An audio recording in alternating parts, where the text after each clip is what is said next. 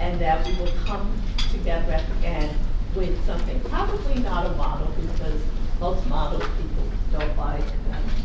You never get consensus.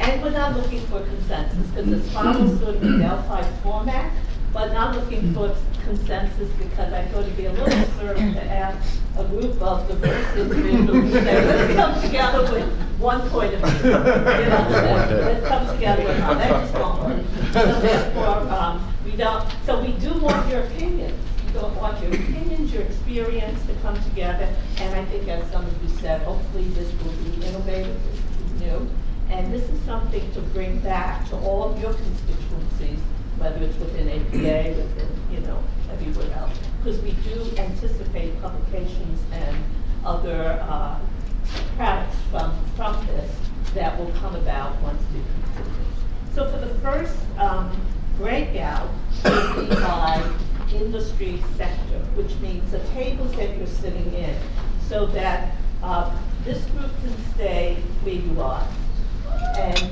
this group can stay where you are. You lost two members, because we have two people who can't read, and Bassinger can't read his presentation, and Bassinger is seen at but both of them had family emergencies and so on, so they could, come.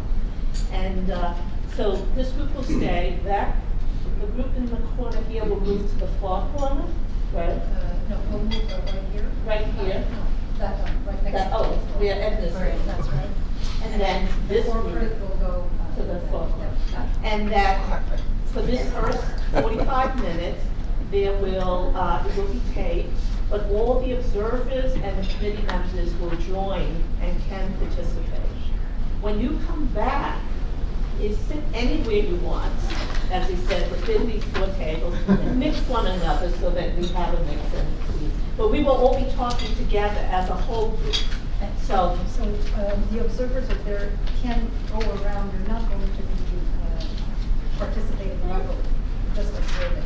yeah, but when we come back to this part, the observers are just observing, and actually they will stay, just sitting around, so that it will feel a little odd if you're sitting and you're not saying anything. So they'll sit at the edge, essentially. And they will be taking notes, observations and so on. And for all of the leaders, you'll see at the end of your packet, there also is an observation rating form, which means that if you have some observations or feedback or something that you didn't get a chance to make, because each discussion is an hour, is feel free to jot them down and return that to us at the end of the day. So that if you want to capture all that data.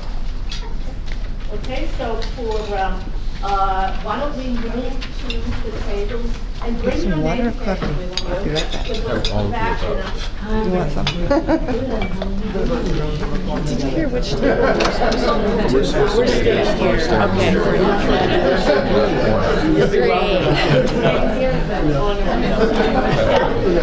Okay. A restaurant. Can you reach that extra pen?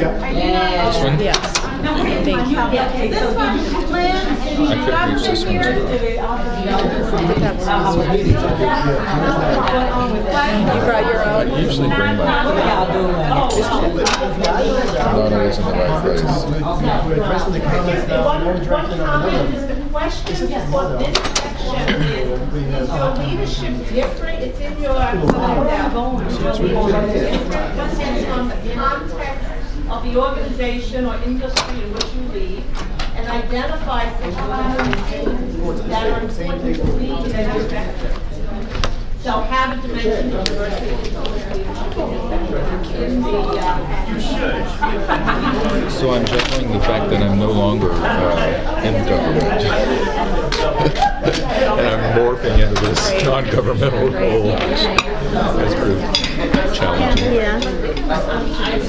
I know somebody in Sonoma that Now they government. actually I thought take the is what I was lavender and make the essence. Oh, you've got to connect. I will. But maybe I got it wrong. I don't know. That's what we're trying to figure this out. I'll go wherever you They're need. also your community psychic astrologers. Oh yeah.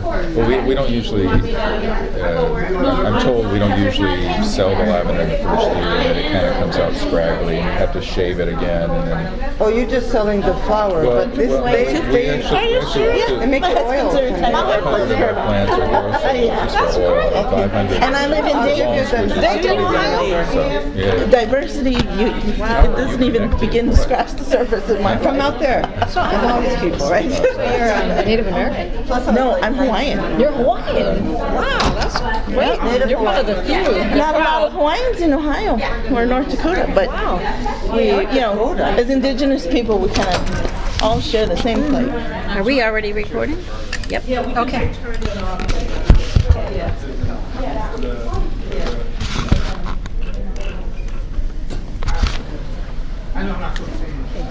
One of the things that Jean didn't share is we did and I don't know if she wanted to put it up, but we did the assessment of all the characteristics you identified. And the two top ones, I think, are authenticity and collaboration. Authenticity. Yeah, so just something to think about as you're answering this question. The entire group. So let's just start. Is your leadership different depending on the context of the organization or industry you lead? And for you, it's government or close enough now, but yes, yeah. Well, I mean, I think it is for us because a lot of the people that become our directors are appointed. So it's a different scenario for us. Where do they come from and their background and so forth. For those that are in the system who are career, you really have to work at this a little bit differently.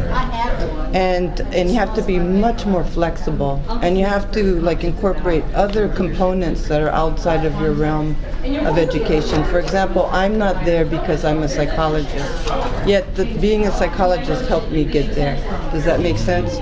My job is not about being a psychologist. I lead behavioral health for all of the professions and the public. So it's not necessarily even about professions. It could be about the needs in the public health system. So there are opportunities, yet sometimes it's difficult to attain those as a career. It really takes a lot of flexibility and volition, I think.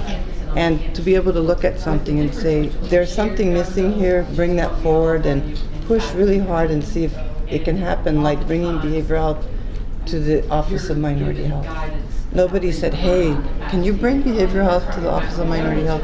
I really just looked at this component of health that was missing and said the community needs this. We need to look at health as an integral system. So how can we go about that and then move forward?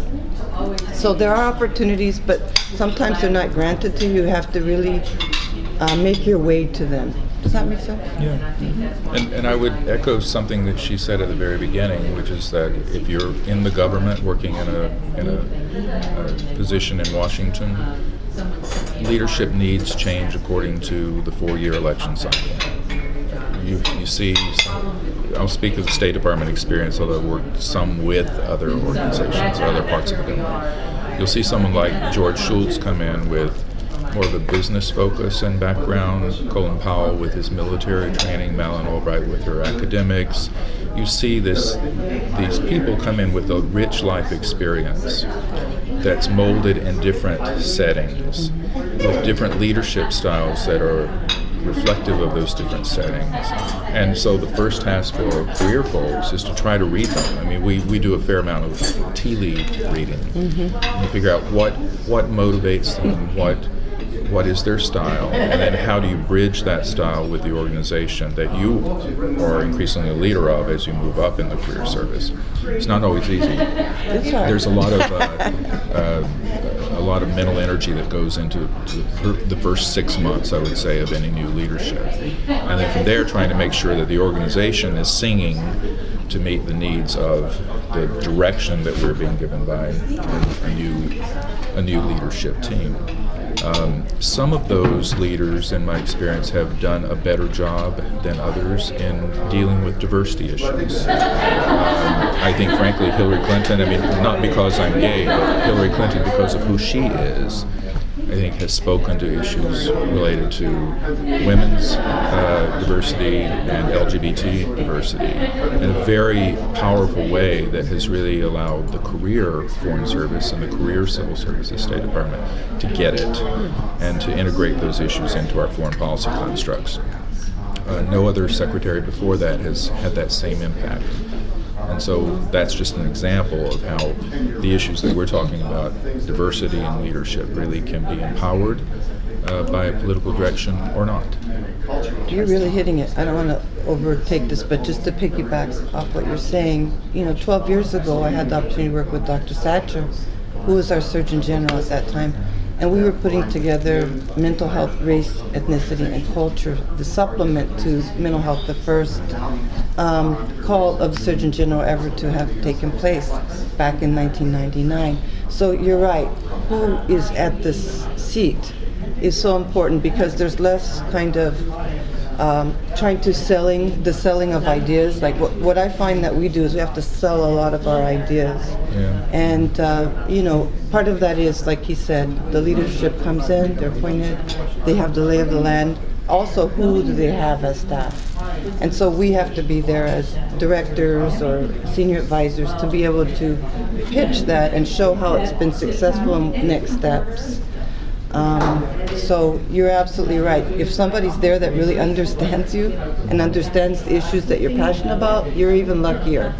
If not, you have to work a little bit harder to make that happen, and it could take a couple of years. And I've seen that happen. And also not to keep from moving around the table here, but the Hillary Clinton example. I don't want to suggest that leadership is dependent on followership. Something about what I said strikes me as possibly being conducive to allowing you to think that those of us in the career service are waiting to be told what to do. It's not that at all. You know what the policies are and you know what the constructs are, but you try to figure out how to, as you say, sell it forward. In the case of Hillary, I joined the transition team before Hillary was chosen to be Secretary of State. But I joined the transition team because the Obama administration asked me to, the incoming administration asked me to, in part to deal with the issues that caused me to leave the Foreign Service. And so I was able to sit down with Hillary, and if Hillary had had a different mind construct, and if she had believed that LGBT fairness issues in the career Foreign Service were immaterial to the mission of the Foreign Service or to her as a leader, I probably wouldn't have gotten very far. But she already had that mindset, and so it's a matter of saying, here's what I experienced, here's what I was told, here's what the lawyers now tell me, knowing that they have to tell me the truth, and here's what can be done, and here are the morale and effectiveness reasons to do it. And she got it like that because of who she is and because of her life experience. And so the career folks really have to find that way of using that information about the people that are coming in and using their lifelong experiences and career experiences to try to move policies forward. It's interesting, if I'm understanding what you're both saying, you're talking about kind of the need to be aware of and sensitive to and responsive to what the appointed leadership brings in, and how then you may have to alter it or shape your approach to leadership to kind of be able to have some influence up and some influence down. Is that capturing a piece of what you're saying? So an added dimension to this, I think, in government service is that when you look at the organizations down, you also have tremendous diversity across organizations. So you can have different styles and approaches and values and beliefs of the appointed leaders, but depending on which then organization you're working with, and if you have to cross those organizations, that also adds another layer of complexity. So within Department of Defense,